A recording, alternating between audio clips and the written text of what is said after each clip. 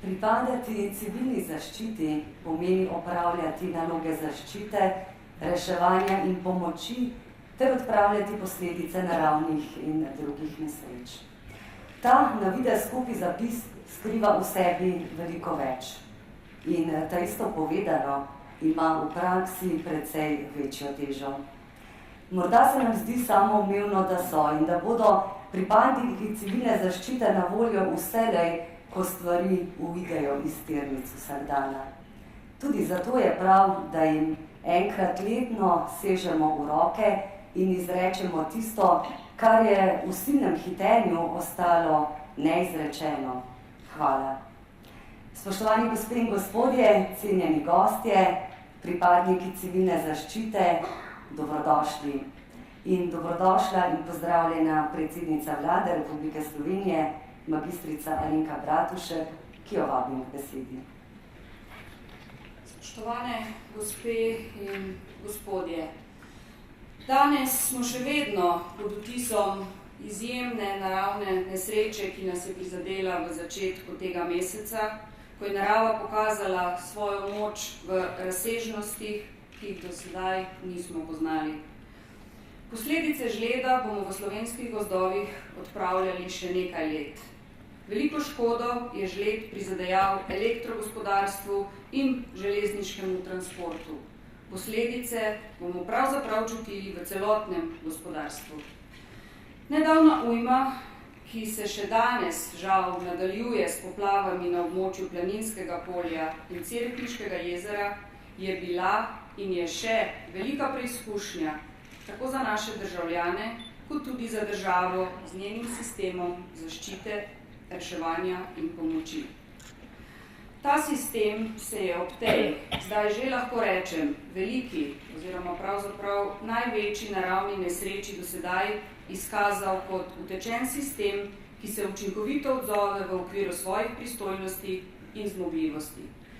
Tudi sama sem bila praktično od vsega začetka ujme v neposrednem stiku tako z ministrom za obrambo, s poveljnikom civilne zaščite in generalnim direktorjem Uprave Republike Slovenije za zaščito in reševanje, kot seveda z drugimi resornimi ministri, ki so sproti sprejemali ukrepe za zagotavljanje varnosti in pogoje za življenje na prizadetih območjih. Z zadovoljstvom ugotavljam, da je bilo to sodelovanje zelo dobro. Zavedam se, da ste vsi, ki ste sodelovali pri reševanju, pomoči in odpravljanju posledic, v to nalogo vložili vse svoje znanje, pretekle izkušnje, predvsem pa tudi veliko srce. Iskrena hvala v mojem imenu in prepričana sem, da lahko rečem tudi v imenu državljank in državljanov Republike Slovenije za vse, kar ste v zadnjih dneh storili za ljudi in našo državo. Bližajoči se dan civilne zaščite je praznik vseh, ki delujete na področju varstva pred naravnimi in drugimi nesrečami.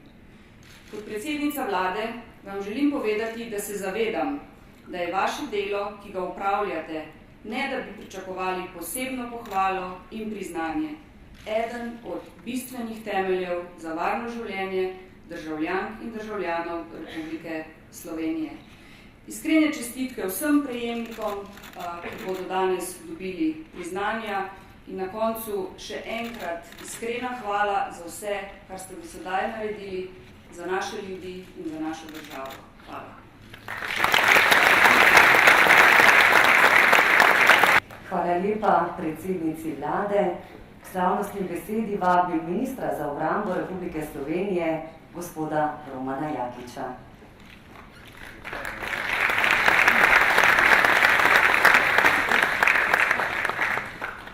Spoštovani predsednik Republike Slovenije, spoštovani predsednik Državnega zbora Republike Slovenije, spoštovana predsednica Vlade Republike Slovenije, spoštovani poslanci in poslanke Državnega zbora, spoštovani poveljnik civilne zaščite Republike Slovenije in generalni direktor Direktorata Uprave Republike Slovenije za zaščito in reševanje, spoštovane pripadnice in pripadniki civilne zaščite, gasilke in gasilci, pripadniki drugih reševalnih služb, pripadniki Rdečega križa in Karitasa, policistke in policisti, vojakinje in vojaki, cenjeni gostje. Vse zbrane seveda ob današnjem slovesnosti lepo pozdravljam ob jutrišnjem dnevu civilne zaščite. Ne glede na vse civilizacijske dosežke, nam narava vedno znova pokaže, kako ranljivi smo. To zimo nam je svojo moč pokazala vsej svoji silovitosti. Veliko naših državljank in državljanov se je znašlo v situaciji, ki je doslej niso poznali. Odrezanost od sveta, elektrike in dobrin, za katere smo vajeni, da so nam na dosegu roke, je bilo za mnoge ljudi neprijetna in seveda, kar je razumljivo, tudi težko obvladljiva situacija. Zato bi se rad vsem državljankam in državljanom Republike Slovenije, ki vas je prizadejala ujma, zahvalil za potrpljenje in zaupanje v naš sistem zaščite, reševanja in pomoči. Na Ministrstvu za obrambo Republike Slovenije smo že analizirali ukrepanje ob nedavni ujmi in ugotovili, da se je sistem odzval tako, kot je bilo treba in kot so seveda narekovale razmere na terenu. Razumemo tudi nekatere dileme, ki so se pojavljale v javnosti, ob čemer je treba seveda poudariti, da so bili očitki večinoma neutemeljeni in so v glavnini izhajali iz nepoznavanja zakonodaje, ki ureja reševanje in ukrepanje ob naravnih in drugih nesrečah. Normalno pa je, da se ob odzivanju na tako različen spekter posledic nesreč pokažejo seveda tudi pomanjkljivosti. To so za nas izzivi, ki jih bomo reševali tako, da bomo upoštevali vse, kar smo se naučili ob nedavni ujmi, ter na osnovi tega seveda nadgrajevali in še izboljšali sistem. Da imamo danes v naši državi sodoben in učinkovit sistem varstva pred naravnimi in drugimi nesrečami, vključno z dejavnostjo zaščite, reševanja in pomoči, je bilo potrebno seveda veliko znanja, tako teoretičnega kot praktičnega izobraževanja in seveda veliko usposabljanja. V ozadju vsega tega pa so vedno ljudje, ki s svojo zagnanostjo, predanostjo delu in profesionalnostjo dosegajo premike, ki so v prid celotni družbi tudi takrat, ko njih samih ni več znani. Spoštovani, ob tem imam v mislih dva velika človeka, ki sta se vse svoje profesionalno življenje posvetila razvoju sistema varstva pred naravnimi in drugimi nesrečami v Republiki Sloveniji, gospoda Mirana Bogataja in gospoda Bojana Pšeničnika. Zato sem zelo vesel, da lahko danes pred dnevom civilne zaščite razglasim, da se bodo v prihodnje tradicionalni dnevi zaščite in reševanja imenovali po izjemnem človeku, ki je zaznamoval izgradnjo slovenskega sistema varstva pred naravnimi in drugimi nesrečami, dolgoletnemu poveljniku civilne zaščite, gospodu Miranu Bogataju. Najodgovornejše delo na področju varstva pred naravnimi in drugimi nesrečami je pokojni gospod Bogataj opravljal od maja 1986. leta, ko je bil imenovan za poveljnika Republiškega štaba civilne zaščite. Vodil in usmerjal in usklajeval je izvajanje nalog zaščite, reševanja in pomoči ob vseh večjih naravnih in drugih nesrečah v Sloveniji, od velikih neurij in poplav, potresov v Posočju in plazu pod Mangartom do nesreče pri Blanci na reki Savi. Svoje bogato teoretično znanje o varstvu pred naravnimi in drugimi nesrečami je prenesel v operativno delo in v zakonodajo, ter tako ustvaril trdno podlago za zagotavljanje pomembnega vidika varnosti naše domovine ter seveda naših državljank in državljanov.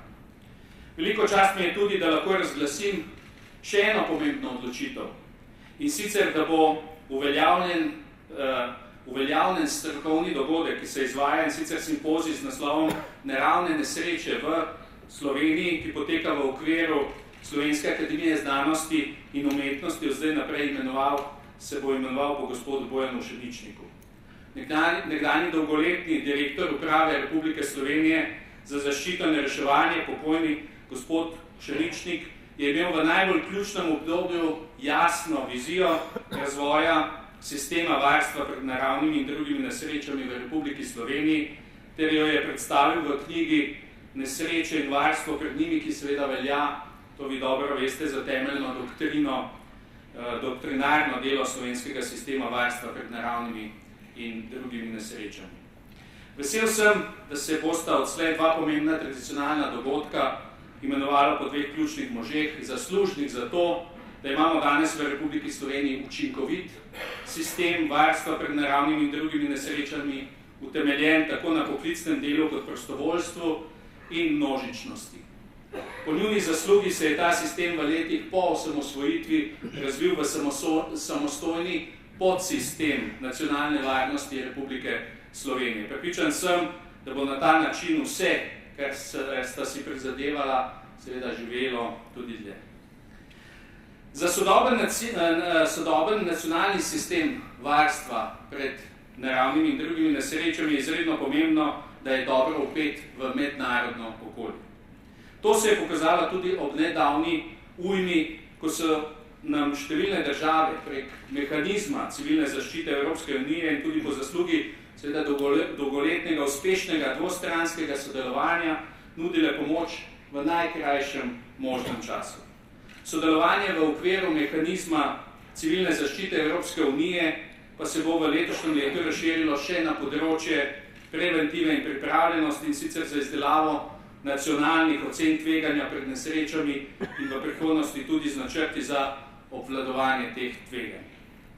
To bo osnova za še učinkovitejše ukrepanje ob nesrečah, pa tudi uspešnejše preprečevanje nesreč in eden od pogojev za črpanje sredstev na področju kohezijske politike Evropske unije. Naslednji pomemben aktualni izziv je oblikovanje sveta Vlade Republike Slovenije za varstvo pred naravnimi in drugimi nesrečami. Svet bo posvetovalno telo vlade in bo deloval kot nacionalna platforma za zmanjševanje tveganj za nesreče in posledic nesreč. Namenjen bo seveda dialogu med vlado in civilno družbo ter nevladnimi, strokovnimi in znanstveno-raziskovalnimi ter drugimi organizacijami in združenji. Med njegovimi glavnimi cilji pa bosta krepitev odpornosti na nesreče in doseganje seveda trajnostnega razvoja skladno s cilji Kjoškega okvirnega akcijskega načrta, ki je bil sprejet v Organizaciji združenih narodov. Pred nami je tudi seveda izdelava novega nacionalnega programa zaščite in reševanja za obdobje 2016-2022. Zelo pomemben projekt, ki bi ga rad omenil, je usmerjen v hitrejše in učinkovitejše reševanje ob prometnih nesrečah. Gre za uvedbo sistema samodejnih klicev v sili iz vozil, ki je udeležena v prometnih nesrečah, oziroma tako imenovani e-call. Sistem je zasnovan tako, da bi se ob prometnih nesrečah, v katerih je ponesrečeni voznik nezavesten, sprožil sistem e-calla in samodejno poslal informacije pristojni službi za sprejem klicev v sili na številko 112. Želim si in verjamem seveda v čimprejšnjo uresničitev tega projekta, ki bo omogočal hitrejši prehod reševalcev na kraj prometne nesreče, kar je z vidika izida reševanja ponesrečencev ključnega pomena. Dovolite, da za konec poudarim tudi, kar je bilo v preteklem letu na področju varstva pred naravnimi in drugimi nesrečami zares izjemnega. Vesel sem, da smo se skupnimi napori kadrovsko popolnili vseh 13 regijskih centrov za obveščanje in znova vzpostavili delo v nočnih urah, tudi v tistih centrih, ki v določenem obdobju tega niso zagotavljali. To smo storili z namenom, da bi vsi klici na pomoč na številko 112 dobili čim prejšen kakovosten odziv, zato sem prepričan, da je bil storjen velik korak v dobro naših državljank in državljanov. Ponosen sem tudi na to, da je Slovenija nosilna država v programu IPA Civilna zaščita 2. To je program, ki bo v prihodnjih 2 letih prispeval k zmanjšanju ranljivosti držav Zahodnega Balkana in Turčije zaradi naravnih in drugih nesreč na lokalni, nacionalni in mednarodno-regionalni ravni. To je velik uspeh, ki sta ga v upravi Republike Slovenije za zaščito in reševanje dosegli na osnovi uspešnega končanega programa, v okviru katerega so se sile za zaščito in reševanje iz balkanskih držav in pa Turčije v Sloveniji urile za skupno ukrepanje v potresu in poplavah na Hrvaškem. Spoštovani, dan civilne zaščite, ki je pred vrati, je predvsem vaš dan.